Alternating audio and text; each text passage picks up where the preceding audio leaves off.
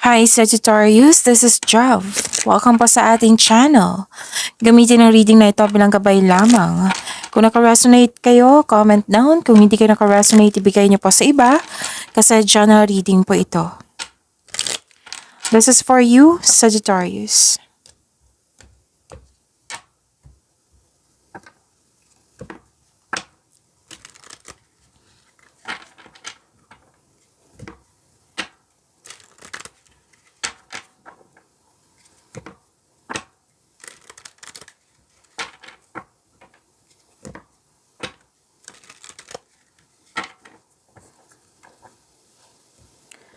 Para po ito sa iyo, Sagittarius.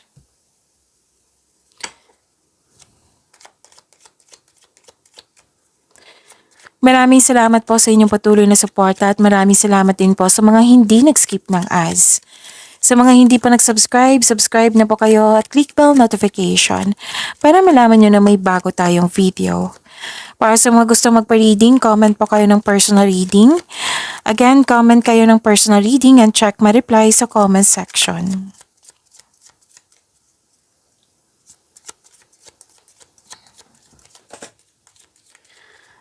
Mga ganap pa para kay Sagittarius, I need 3 cards.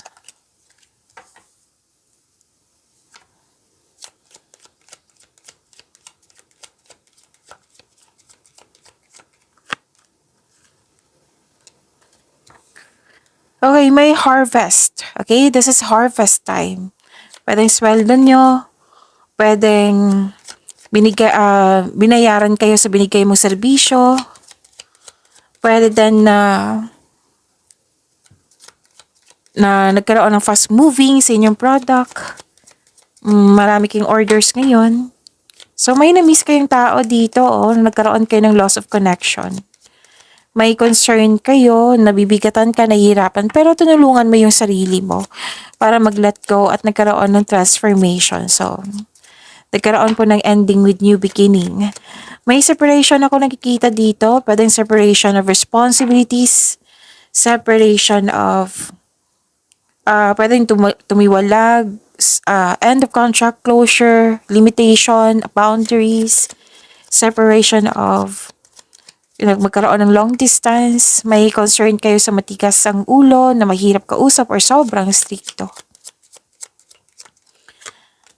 Yun nga, na may ending with new beginning dito. So, you love yourself more? Nagkaroon ng time for yourself, you love yourself more. This is love is blooming. At may romance, attraction, and affection.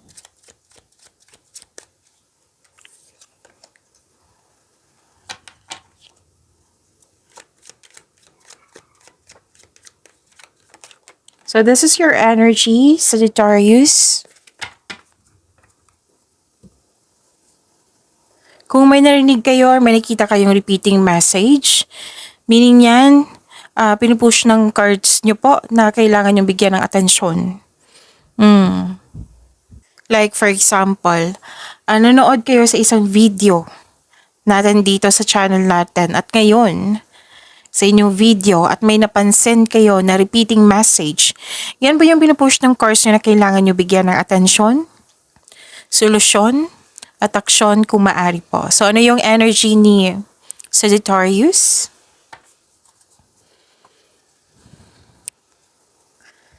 Okay, so this is ending with new beginning. This is a completion of cycle. Ito ay pagtatapos sa isang mapait na sinapit. Nagaganap ang pagbabago po kung ikaw mismo ay tanggap ang pagtatapos na ito. So, ang pagsuko na ito ay lumilikha ng isang pakiramdam ng kapayapaan at pasasalamat. Mawawala na yung blockages. Like for example, may hadlang sa kaperahan. Oo, may hadlang sa pananalapi. Mawawala na po iyan. Yung mga hadlang, mga blockages. So, ito ay isang pagtatapos ng isang mapait na sinapit na bumangon ka. Okay? So, may parating na biyaya po na magbibigay daan ng mas maunlad at Again, may parating na biyaya na magbibigay daan ng mas maunlad na panahon. So, sabi ng card dito, accept and learn the past situation. Kung may narinig kayong ingay, maingay yung kapitbahay namin ha. So, focus kayo sa reading natin ngayon para may makuha kayong gabay.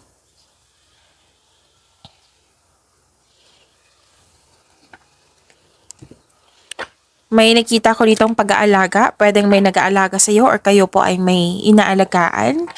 Pwedeng sa isang tao, sa isang bagay, sa isang posisyon or sa isang sitwasyon.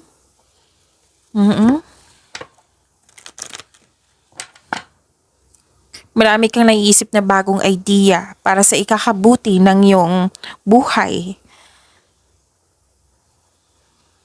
So, ang ilan sa inyo nag-enjoy sa pag-spend sa bahay. Spend time sa bahay po. May ilan sa inyo nag-enjoy sa home decoration.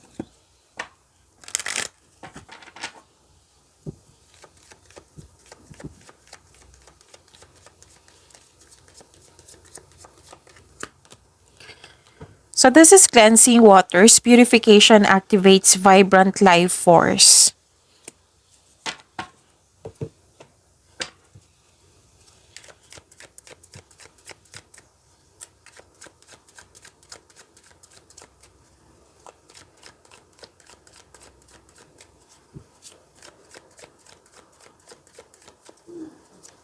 Career and money po ni Sagittarius.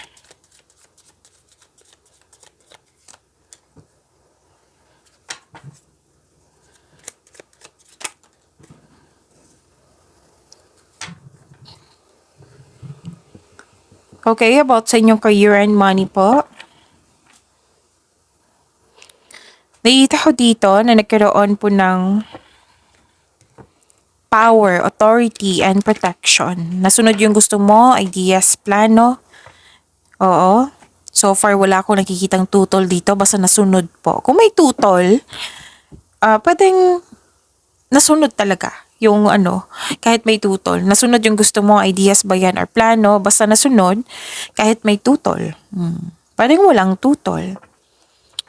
Okay. Isa kang magaling na leader. Oo. Leader ka sa isang team at may very supportive kayo na co-workers. Malaki ang tiwala ng mga tao sa inyong strength and skills. You are making tremendous progress in your career or nag-level up ka na sa inyong negosyo or sa inyong trabaho. Kalma lang kayo dito. This is good. So you have persistence and self-reliance. Nakaranas ka ng struggle sa trabaho or negosyo mo ngayon, pero this is only temporary. Sabi ng card, huwag kayong sumuko. Tapusin niyo po yung mga gawain niyo. Okay? Oras na para gawin ang huling hakbang tungo sa pagtatapos ng inyong proyekto ng iyong gawain or pagtatapos ng pangmatagalang pagsusumikap. Kahit may atake sa'yo, ikaw ay handa. Kahit may delay, ikaw ay handa. So, may concern ka dito sa mataas ang ego. So, nagbigay ka ng mahabang pasensya. So, move forward po. Sabi po ng card, hindi po ibig sabihin na hihinto kayo. So, you're being called to embrace your individuality and express yourself. A career in fashion, art, or in any artistic endeavor could be perfect for you. So, mga naghahanap ng mga trabaho. Maybe it's about fashion or about art. Yan yung perfect na career sa'yo. And think creatively about your finances. It might be time to uncover a new talent. Okay. So may hidden talent kayo na magagamit mo sa pandagdag income. So think about it.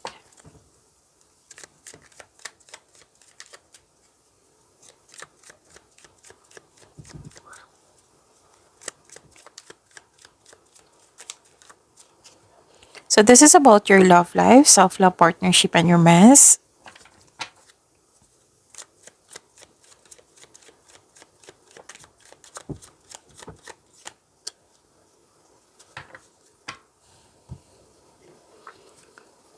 Okay. Nakikita ko dito, nagpahinga kayo.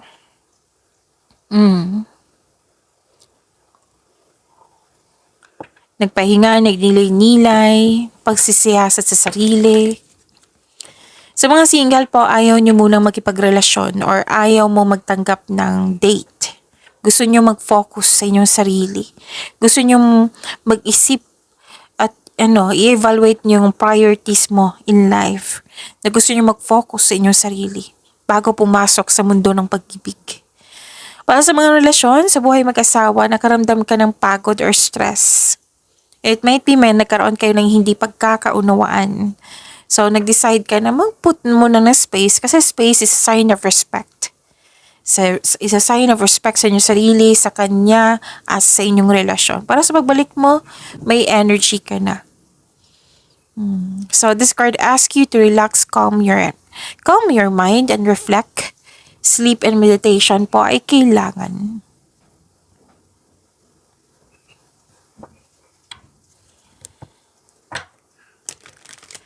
Okay, may nakita ko ditong yung parating sa inyo, mga single, ay it might be a fire sign ito. Aries, Leo, Sagittarius, kapwa fire sign niyo po. Or an air signs, Gemini, Libra, and Aquarius. Kasi nakikita ko dito na may partner kayo na matalino, matagumpay, at may kaakit-akit na communication, yung very charismatic at magaling sa komunikasyon. Para sa mga relasyon sa buhay mag-asawa, okay, it might be this is you also, oo, na ginagamit ang lohika kasi sa emotion, mataas ang pasensya.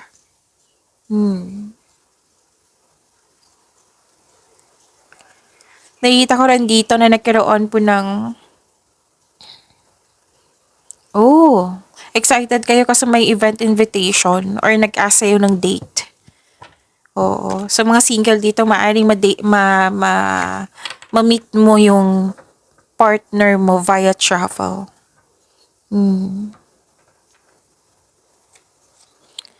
And, pagbalanse. Nakikita ko dito yung pagbalanse. Pwede sa kaperahan, pagbalanse sa emotion. Kasi nga, nagbigay ka ng mahabang pasensya, right? Nakikita ko yung pagbalanse dito. Pagbabalanse. At, if you're single, wag po daw pilitin na magbuo ng relasyon agad. Kasi maibibigay yung universe sa'yo. Oo. So, trust the divine timing. May tao talagang nakatadhana sa'yo. So, wag pilitin na magbuo ng relasyon na hindi nakatadhana sa'yo. The universe is working behind the scenes to bring romance into your life. So, yun, magtiwala po. Sa mga relasyon sa buhay mag-asawa, may emotional, intense na mangyayari. Oo, magbibigay ka ng tiwala. At ito ay magdadala sa pagkakaroon ng next level sa inyong relasyon. And you are divinely guided. Whether single ka man, may relasyon sa buhay mag-asawa, you are divinely guided.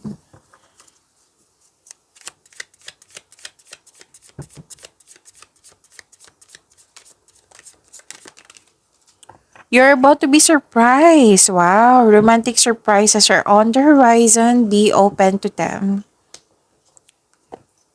So, it might be sa mga single dito na darating na mabigla ka kasi it might be this is an offer or a proposal, yung may maligaw sa iyo. It might be proposal ito for engagement, kasal. Or it might be yung sabi ko kanina na nag-aya sa iyo for date. Pagyamanin niyo po yung blessings na binigay sa inyo, Sagittarius. See you tomorrow. Maraming salamat po.